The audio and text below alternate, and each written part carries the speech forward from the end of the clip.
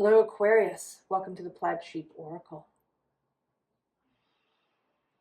Aquarius. You begin with the Axe. It says division and lessening. But like in the Virgo reading yesterday, this card came out. In the Virgo reading, it was with the grove of trees, and yours is coming out with this live oak. Now it says longevity and reliability. And I want to say that you're meant to cut it down. Below it is this basket, armadillo basket, that says grounding and fierce protection. But below that is the cicada with metamorphosis and life cycle.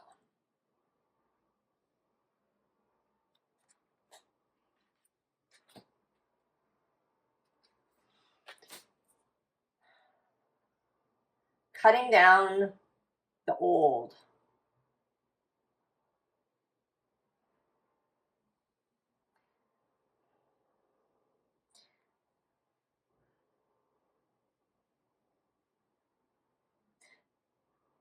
Whatever is keeping you rooted where you are. And this isn't really about a physical location. It's more about where your mind is rooted, the way that you think.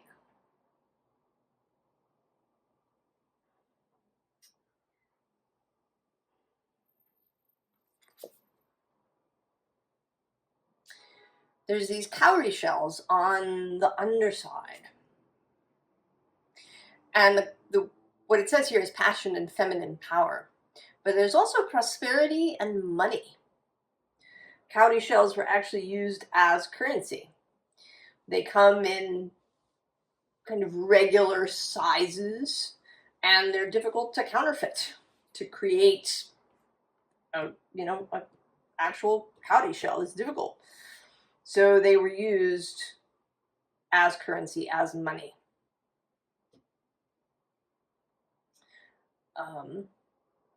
As late as, I think, the 17th century in Africa and the Middle East.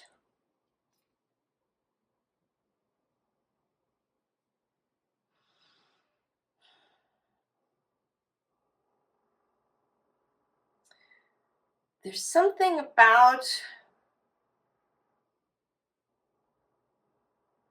the unexpected. There's something about a different way of doing things.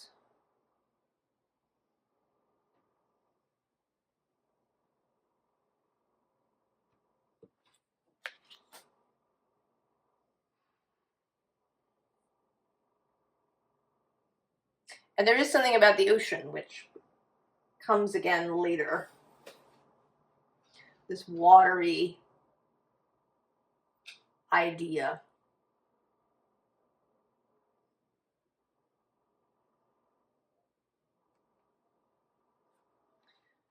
We have the Emperor. And he's an interesting Emperor because he's looking behind him. Now, he could be looking to make sure that people are following. But that doesn't really feel that way. You know, I think the Emperor doesn't look behind. Aries certainly doesn't look behind. Aries just goes, whether somebody else is following or not.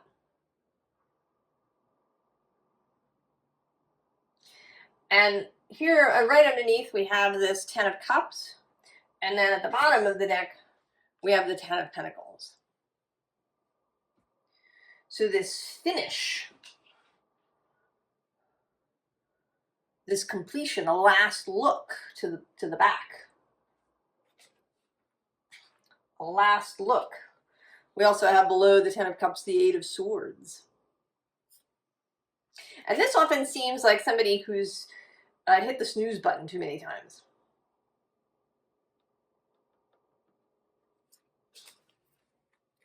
That it's really time to go.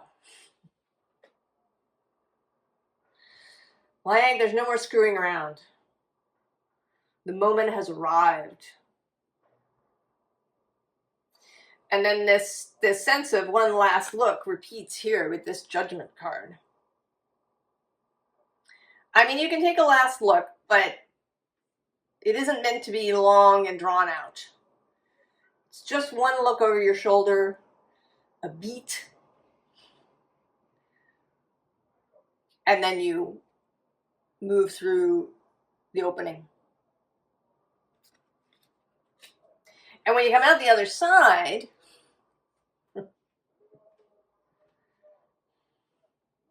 there is this sense, and it's a contrast with this Seven of Wands. So this Seven of Wands, this kind of post-apocalyptic looking landscape, you know, the sense of having to defend yourself or defend others. It's more of this, right? She's lit up. There's flowers growing around her. She's in her fabulous red outfit. She doesn't have armor on in any way. Right? She has a sword, but it's the sword of ideas, the sword of truth. Right? It's symbolic rather than something that she's going to use to stick into people. And at the end of the row, we have the Star. Traditionally your card, Aquarius.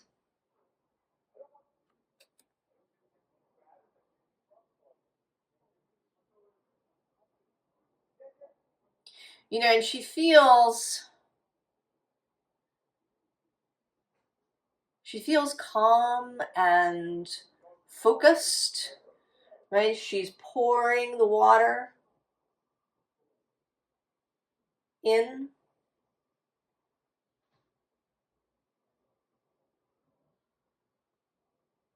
And I think this is not so much you as it is your wider self, your soul, pouring into you and into the general collective.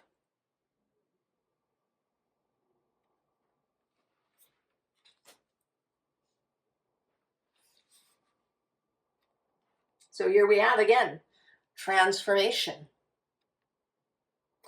And for sure, the transformative planet is now in Aquarius, Pluto in Aquarius. And it is also a long-term project. He's there till 2044, 45.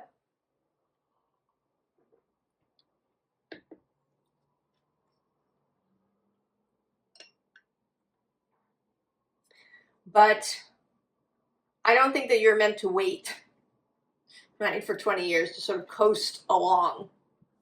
If you're here watching this reading,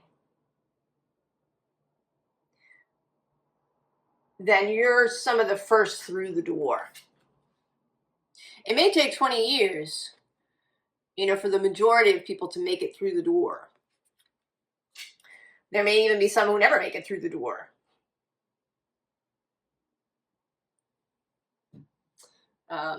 You know, this isn't some, I don't believe that this is going to, you know, fix every problem we ever had, and that we'll suddenly have a planet that is Eden and is, you know, peace all the time. And I don't think, I don't know that it could work.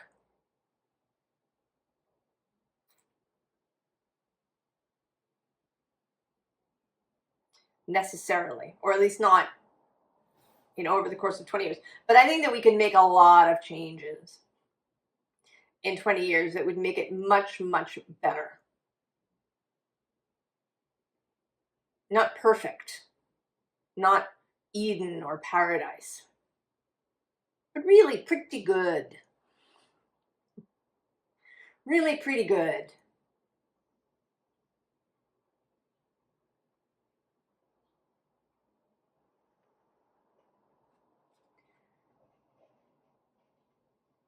And part of that is the belief that this is possible, and the willingness to leave behind old thinking and old ways of doing things.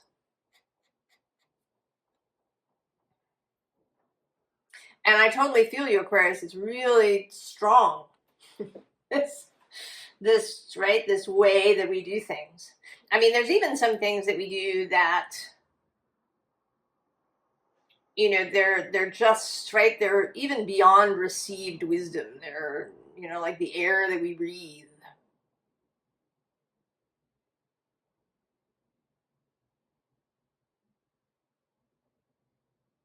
I, for example, and you may relate to this, I have a Virgo South Node. I have this idea that I have to know, like in an intellectual way, that I have to have an intellectual understanding, you know, that I could, you know, write it down or explain it to somebody in detail. You know, this is the cause, and, you know, this is what I did, and so this was the outcome. Right? That there's a logical progression, that it can be seen, you know, like showing your work on a math test, right? That you can't just deliver the answer, that you have to show your work. That I have this need for this kind of knowing. But this Pisces North Node doesn't have that kind of need. Its need is for faith and for feeling. Pisces doesn't need to see the work.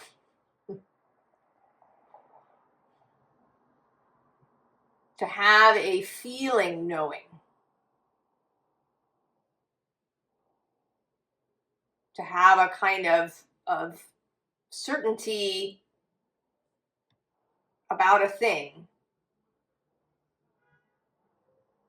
You know, it's a bit like love, right? How do you know that you love somebody?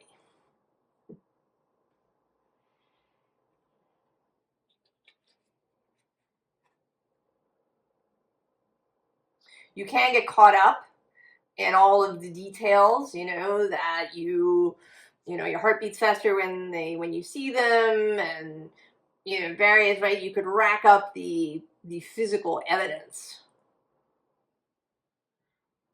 But it isn't really about that.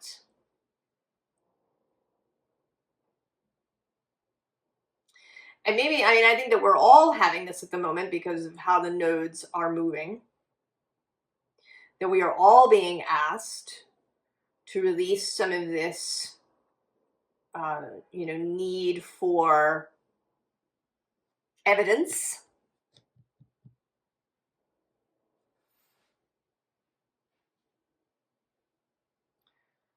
That there's a, that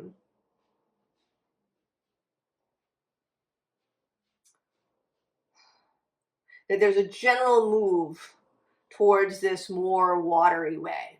Now, next year, I don't know exactly when, the North Node will move into Aquarius. And then at some point later, I think in 2027, although maybe it's not until early 2028, the node will meet Pluto.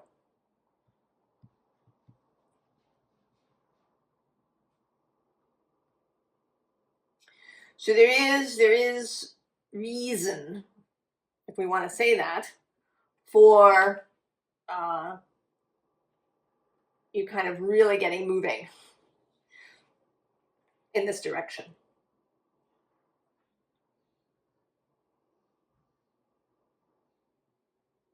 And there may be something similar for you wherever your nodes are, whatever nodes you have.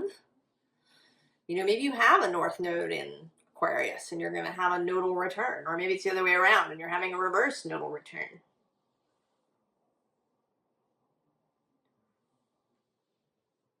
Or maybe your North Node is in Sagittarius and you're being asked, you know, to have that kind of faith. Or your North Node is in Gemini and you're being asked to be expansive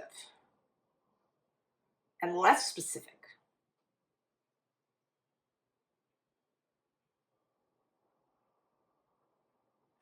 So there may be something about that.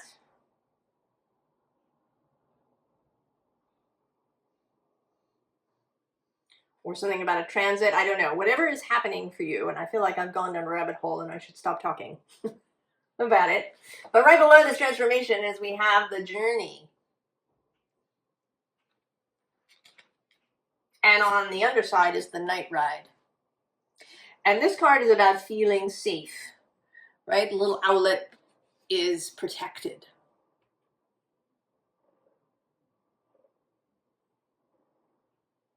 That things are moving.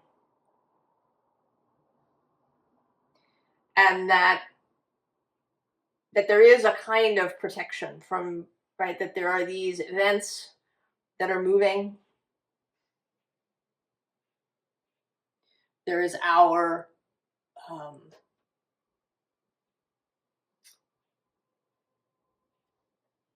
our spiritual development is moving.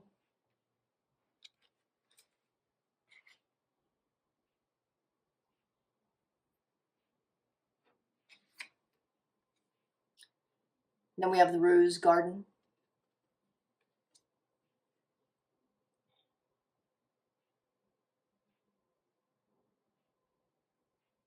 And today she feels like readiness.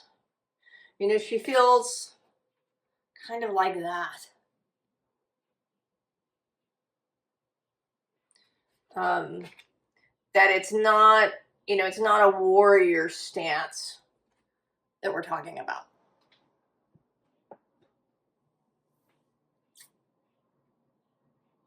That it's something else.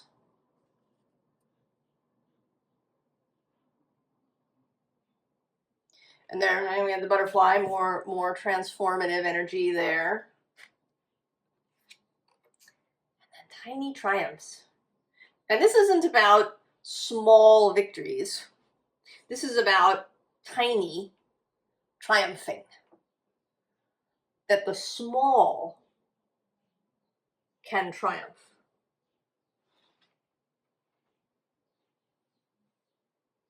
That in order for there to be success and triumph, that there doesn't have to be big action or big, major things happening.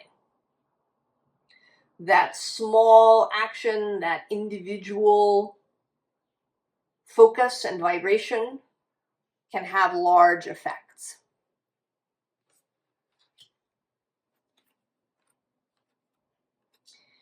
And then the butterfly garden. And, this is kind of about feeding your butterfly. But it often seems to me that she doesn't know that this butterfly is on her head.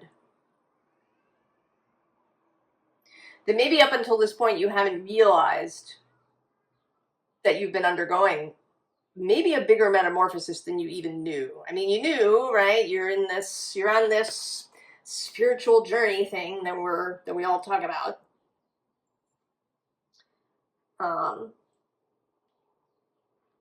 But maybe the transformation is in some ways unexpected.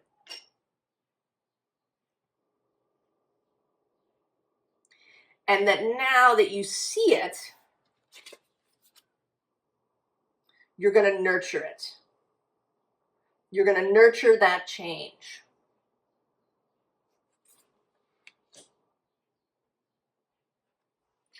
So we have the Page of Wands. And right below him is the King of Swords. That's you, Aquarius. But it's kind of like you in the background. This Page of Swords of Wands is leading. This innocence, this newness, right? The king the king hangs out under the tree, or the king is the tree. And we're chopping that down.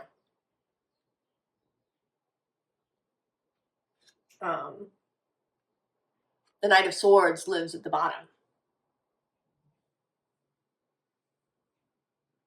And actually, I'm going to point out that the Knight of Wands is here under the King of Swords, and actually also I'm seeing now under him is the Magician. And then there's the World Tree, yeah, but not the World Tree that is eternal. But whatever this is, that's coming to an end, that's going to get chopped down.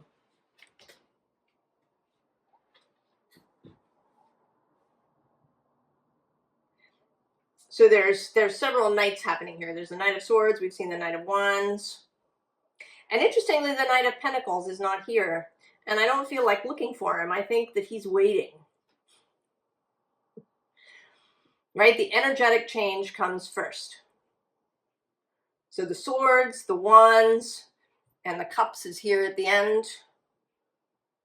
These come first. The Knight of Pentacles is last. He's like he comes in at the end. The building, if we chop this down,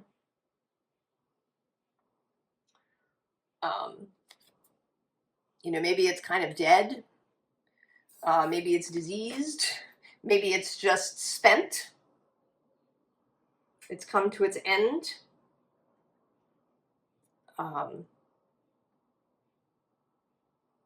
There was a willow tree in my park. Willows are not terribly long-lived, 60 to 80 years. And it was knocked over in a storm, and the whole interior was all spongy. And it was and broken. It was ready to go.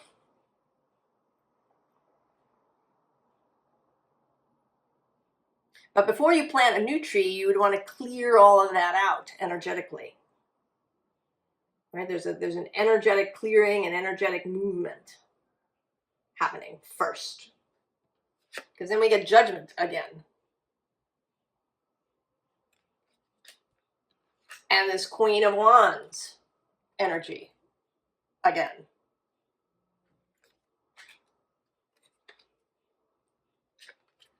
And the star again. Except this time, I see the star as you.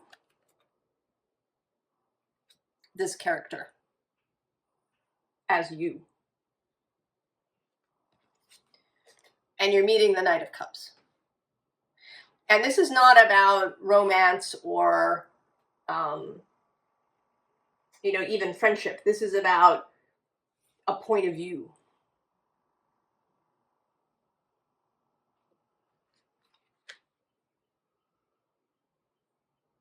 About meeting up with the Knight of Cups. About meeting up with that energy. Of fluidity, of romance in the kind of broad sense.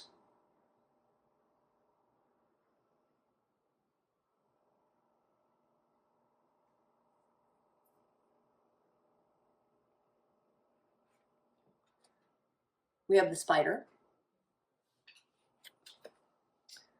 Creative projects. And beginning with this web. I mean, this is very Aquarius, yeah, creating connections.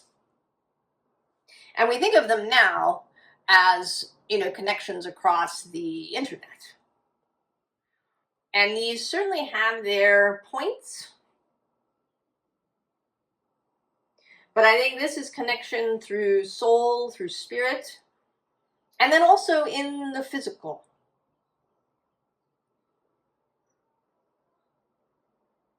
Right? Meeting people, touching people, talking to people.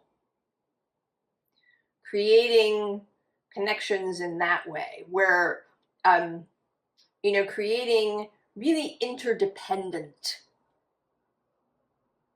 communities. I worked at this holistic learning center, and we made this attempt to kind of foster community. We had these events where there was, you know, some refreshment at the end of it. You know, we had a, you know, if we had a new moon ceremony, there would be refreshment at the end, but it didn't really work. You know, people who already knew each other would talk to each other. Occasionally there might be, you know, someone who, you know, had a new conversation with someone they didn't know. But it never, you know, it never left the room. Everybody just went home. Because there wasn't anything else. I mean, yeah, everybody had an interest in, you know, moon ceremony and magic or whatever it is, but that was it. It was all up in the head. It was like a left-brained approach to creating a community. But communities need to be interdependent, right? We used to be, when we lived in small spaces, it was really obvious. Right? Different people grew different crops, and, you know, there was the blacksmith, and there was the carpenter, and there was, you know, the herbalist, and there was the church or the temple. And lives were literally interconnected on a daily basis. People saw one another. They, you know, their children played together. They traded crops. They assisted one another. You know, they had the equivalent of a barn raising. And you can't just sort of plaster that or paper that on merely through similar interests. So internet connections are lovely. There's, you know, nothing wrong with them, but they cannot be the only thing. They cannot be the basis of going forward.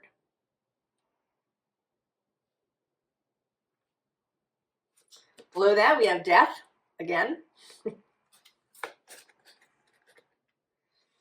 And then on the bottom here is partnership. So this, right, your star with this perspective. You and your own soul, and then you and other people that you run into that have this same feeling, this same direction of wanting to create something that's really interconnected and interdependent in a very clear way. I mean, we are all, of course, interdependent on each other, but it's kind of anonymous. You know, if the grocery store that you go to gets bought by somebody and has a new owner, you may not even know it. I mean, the grocery store, yeah, you're dependent on it. That's an interdependent thing. But it's, you know, it's kind of separated. Anonymous. So we have restriction. And this, I think, is the idea that maybe there's things you can't do.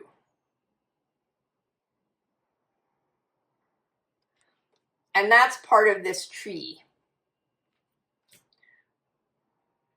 Like, if you don't chop the tree down, if you don't give up on believing that things have to be, or, you know, that things fit into boxes, right? It's capitalism. That's the problem. If only we moved to a communist idea, that would fix everything.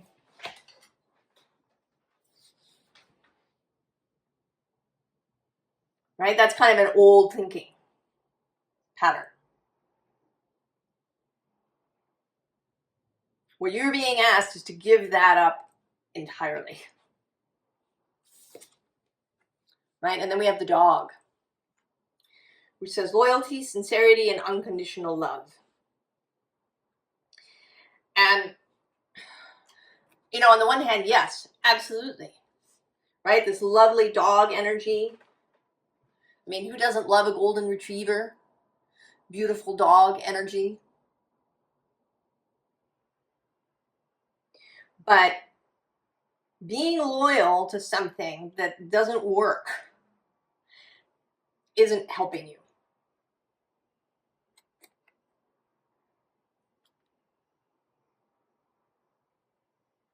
You know, unconditional love for something. You know, this thing, it's been in my life for my entire life. This belief system, this way of looking at things, this mental paradigm. Never mind that now it's not working. I'm going to stick with it come hell or high water. Yeah, we don't know. Because then we have birth, rebirth, after that death that's going on. And then the wind fairy. Now this says thoughts, words, and intellectual analysis. But I want to say that, right? That's the idea of air energy. Right? That Aquarius is necessarily intellectual, solving things in an intellectual, digital, dare I say, way. But maybe not. Maybe the wind can be other things.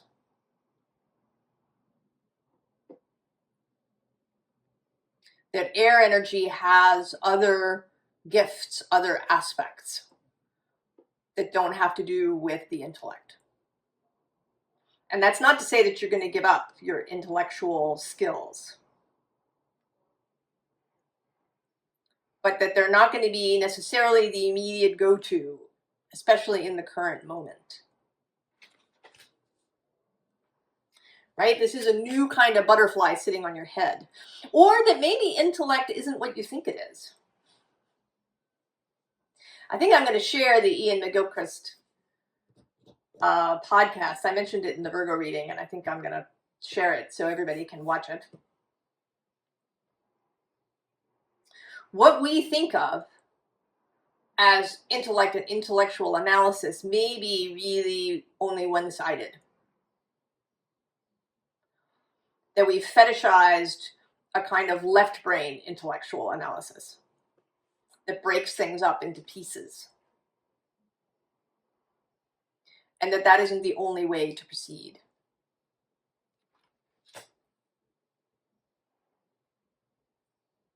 So, we've already, I mean, this has been pretty much a reading with advice. But formal advice, the Ace of Cups, of course. And you are the water bearer.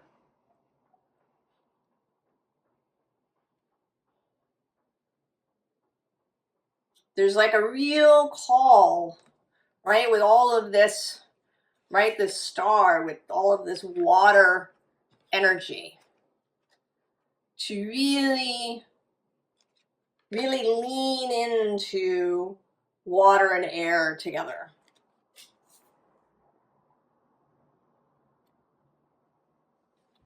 Below that, Queen of Cups. Oh, and I'm just seeing now, below that is the Empress. And I'm going to go one more, the Six of Swords.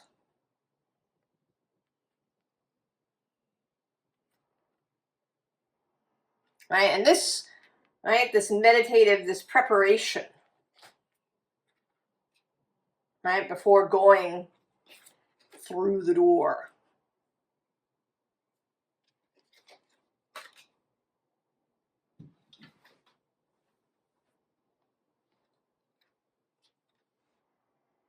The Moon. Uncertainty, mystery, a willingness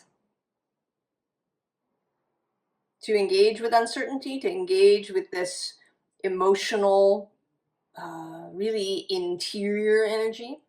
Also Pisces coming through.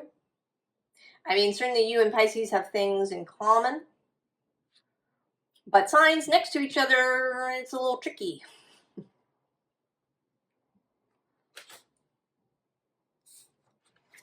I think that next year when the node moves, some of this may ramp up for you. Then we get the Emperor, and this is a different Emperor. He's not looking behind, he's looking ahead, forward.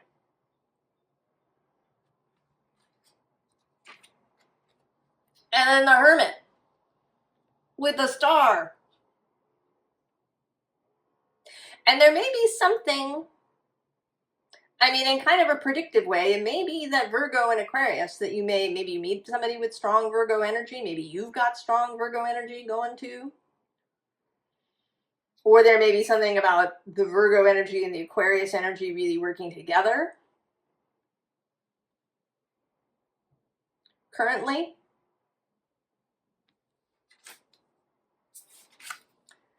And then the Five of Swords. This is this willingness to entertain a whole new mental paradigm.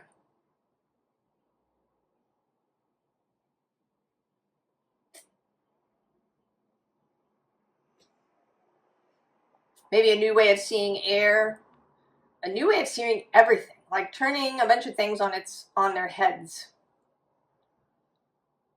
Things that, you know, you really thought were true because people have been saying them for a really long time, but that maybe are not true. Right? We can kind of get into a space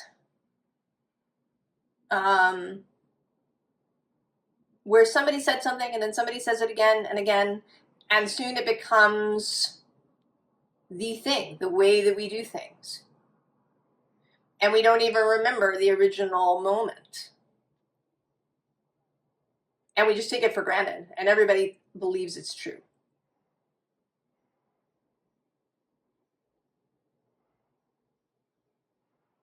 And this is the ability to say, well, is it really? Is it really true? I don't know. What if I examine it from a different direction? What if I experiment with a different way of being? What if I experiment with how I do things?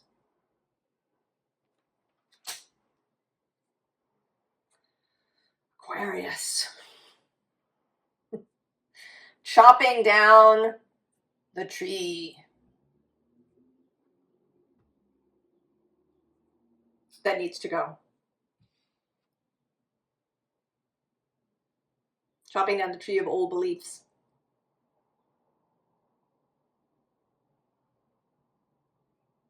I hope this is exciting to you, Aquarius, this idea of things changing and being different. I hope it is interesting and inviting. I wish you all the very, very best, Aquarius, and I'll see you next time. So long.